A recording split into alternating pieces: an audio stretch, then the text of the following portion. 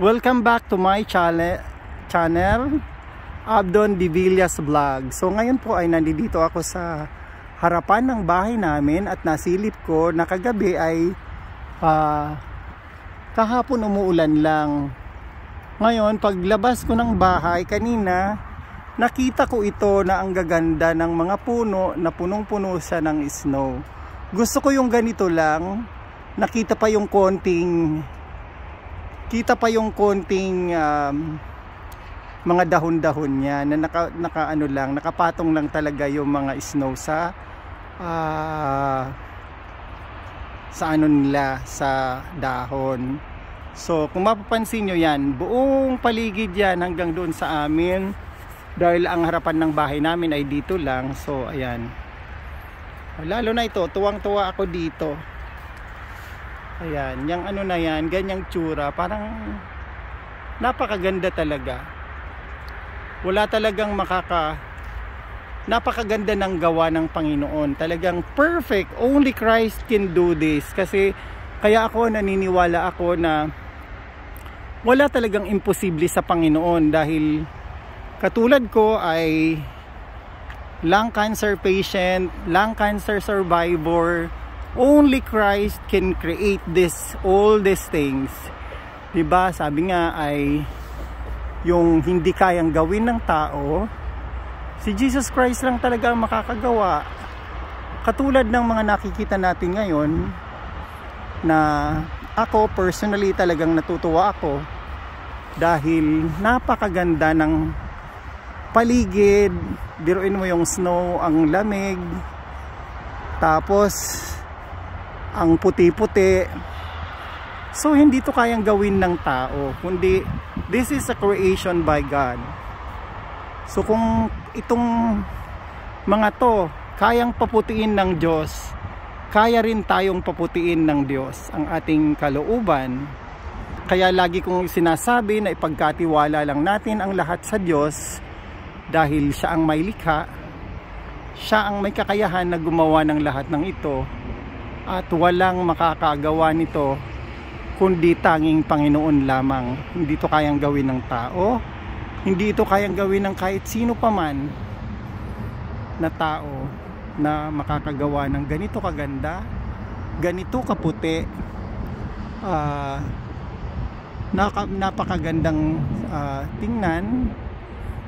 Although parang minsan nakakalungkot, kasi ako pag nakakakita ako ng snow, naalala ko yung mga anak ko. Parang nalulungkot ako pag ganito kaganda ang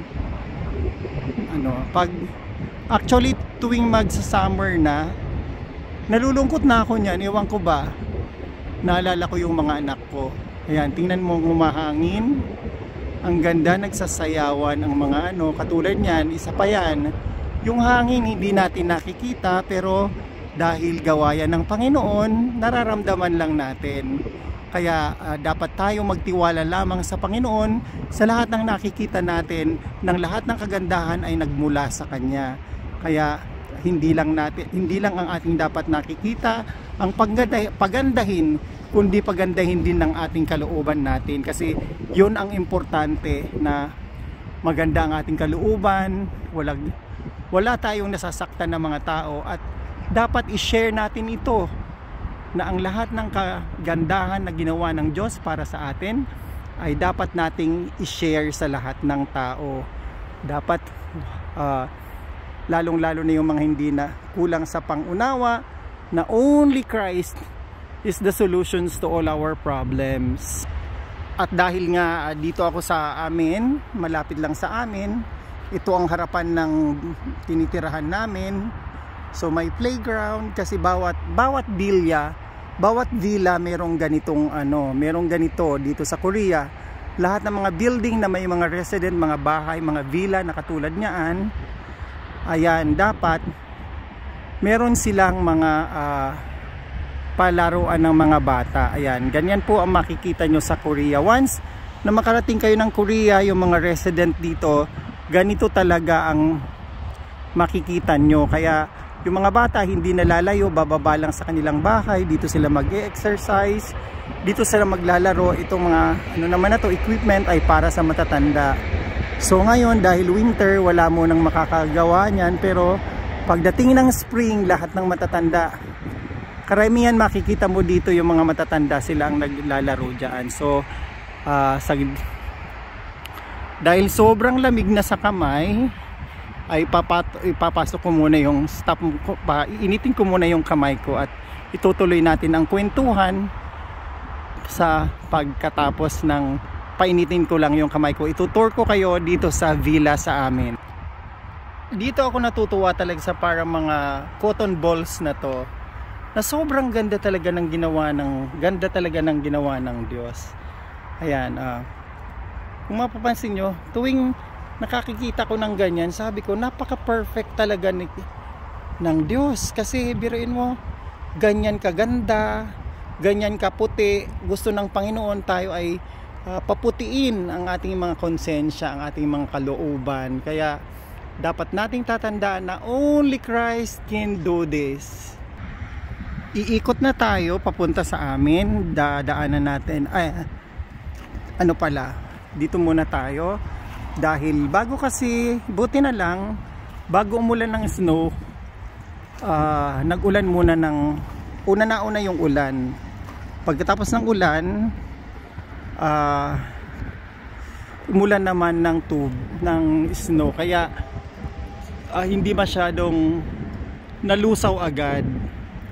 Kasi ayan cover na ang sasakyan ng snow talaga. Katulad din sa alam ko mas grabe ang snow sa Canada. Katulad din dito, ito yung yung basurahan na yan, itong kanto na to, diyan nilalagay yung mga basura. Kaya yung mga basura nababalot siya ng snow. Ayan, katulad ng kotse, tingnan nyo yung kotse, merong siyang tawag dito, punong-puno ng yung kotse niya. So ganyan po dito, ayan ito ang ganda rin ng tanawin niya. So diretso natin doon. Itong puno na to na makikita nyo, puro lang siya, akala mo patay na yan. Akala mo patay na yung na yan, puno na yan. Pero pagdating ng spring, ayan, buhay uli siya. Kala mo patay na, pero pagdating ng spring, pagdating ng March, puro naman yan bulaklak ang nasa ibabaw niya. So sige, ikot muna tayo dito sa villa sa amin.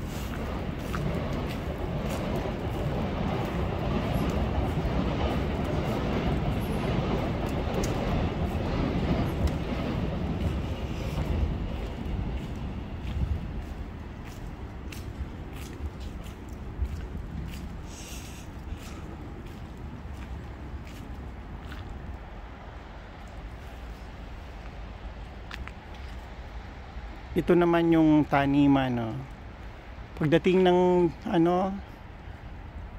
ng magtatanim sila dito. Pagdating ng spring, ayan.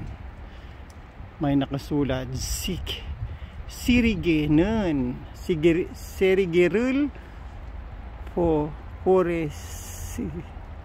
Foresi Maseo. Ayan. Serigi daw. Ito yan, Dito naman yung Pinay, may kilala akong Pinay dito. Yung nagbibigay sa akin ng bigas lagi. Ayan, dito sa building na to. Ang yaman niya rin kasi buong taas, sakop nila yung pinakataas. Buong 4th floor kanila. At ang mahal ng bili pala nila, 900 million won ang bili. Hindi natin paliligtasan ang mga basurahan dito. Kahit nag-i-snow yan, ang basurahan hiwa-hiwalay pa rin. Hindi pwedeng sama-sama. So ayan na po. Dati kami dito lang, isang kwarto lang ang tinirahan na, isang kwarto lang ang inupahan namin dyan. Ganon din ang presyo. Tapos ang higpit pa nung may-ari. Ayun, tingnan mo, bawat ano may sirig yan, hiwa-hiwalay. So hanggang dito na lang guys. Thank you for watching. Please subscribe naman at share nyo na rin. Thank you.